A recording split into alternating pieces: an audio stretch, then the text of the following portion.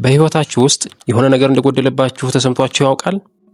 ጠዋት ትነሳላችሁ፣ ትደክማላችሁ፣ ትሮጣላችሁ፣ ግን አመቱ አልቆ ራሳችሁን ስትመለከቱት ያ ቦታ ላይ ቆማችሁ ታገኙታላችሁ። በዙሪያችሁ ያሉ ጓደኞቻችሁ ሲቀየሩ፣ አዳዲስ ነገሮች ሲሰሩና ሲሳካላቸው እያያችሁ፣ እናንተ ግን እኔ ጋር ምን ችግር አለ ብላችሁ በምሬት ታስባላችሁ።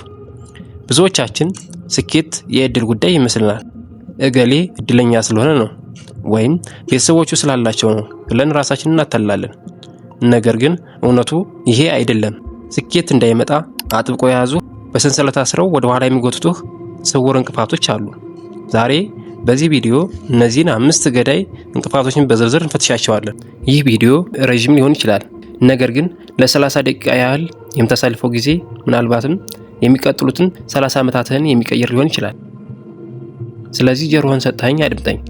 ዛሬ የምናወራው ስለ ቴክኒክ ሳይሆን ስለ ህይወት መሰረታዊ ለውጥ ነው።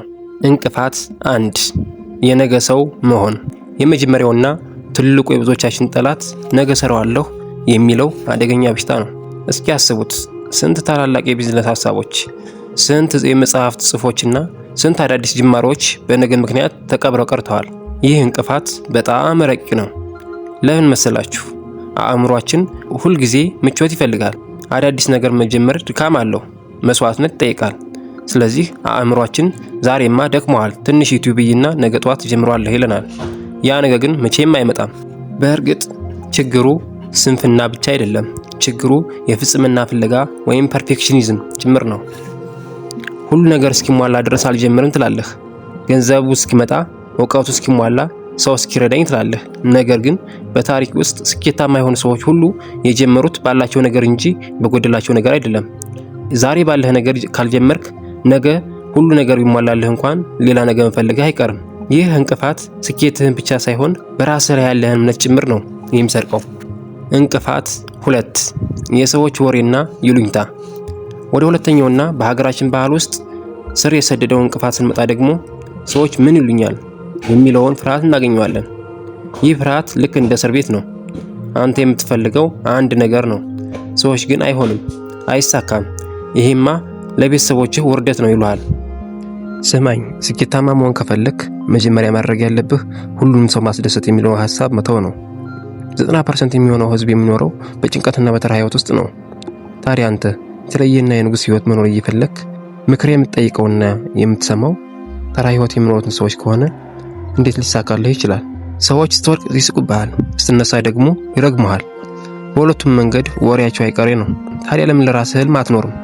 ኮሎኔል ሳንደርስ በ65 ዓመቱ ያን ሁሉ በር ሲያንኳኳ ሰዎች አበደ ብለውት ነበር።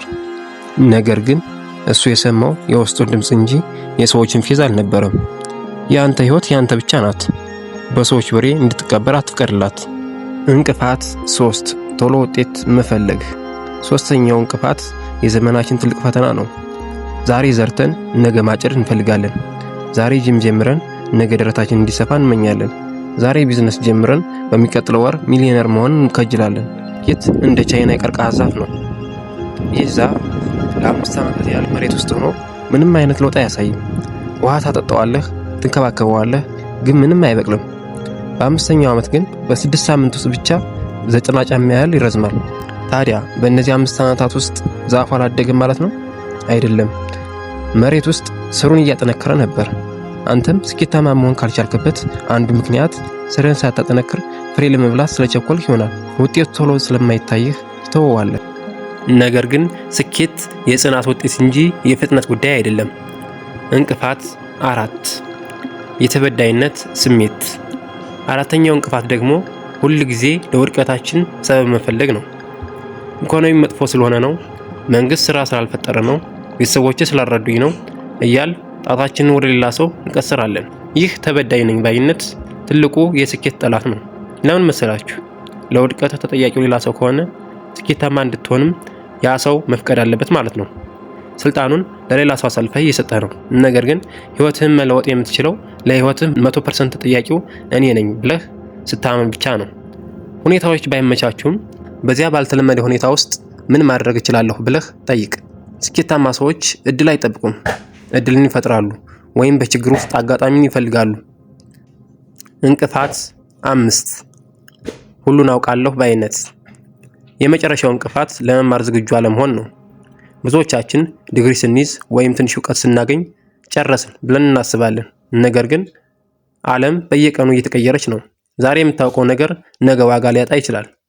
አእምሮህ ልክ እንደ ስልክ ሶፍትዌር ነው። ካልታደሰ፣ አፕዴት ካልተደረገ መስራት ያቆማል።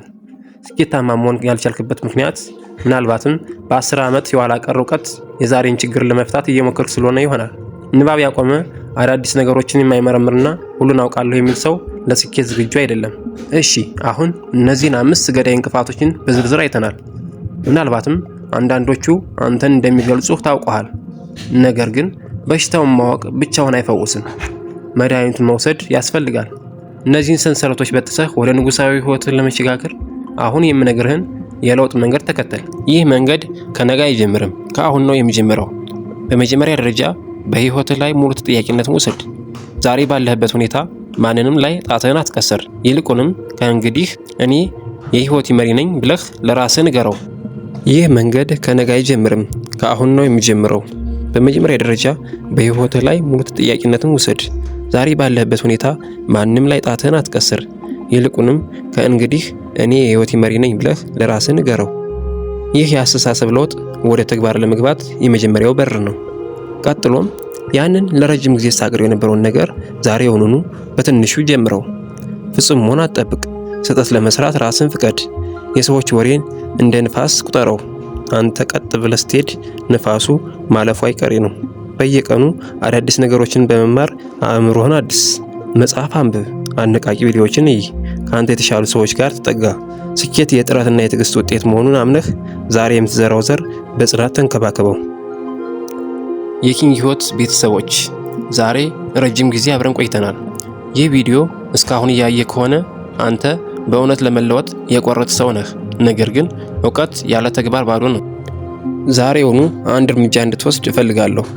ከእነዚህ 5 እንቅፋቶች ውስጥ አንተን ይበልጥ ወደ ኋላ የያዘህ የትኛው እንደሆነና እሱን ለመስበር ምን ለማድረግ እንደወሰንክ ኮሜንት ላይ ጻፍልኝ። ስትጽፈው ለራስህ ቃል እየገባህ ነው። ቪዲዮ ለሌሎች እንዲደርስ ላይክ አድርጉት። እንደዚህ አይነት ጥልቅ የህይወት ትምህርቶችን ለማግኘት ደግሞ ቻናሉን ሰብስክራይብ በማድረግ ንጉሳዊ ጉዟችን አባል ይሁኑ። አስታውስ፣ አንተ የተፈጠርከው ለታላቅነት ነው። እንቅፋቶችን ሰብረህ ውጣ። በሚቀጥለው ቪዲዮ እስክንገናኝ ህይወታችሁን እንደ ንጉስ ምሩት። ቻው።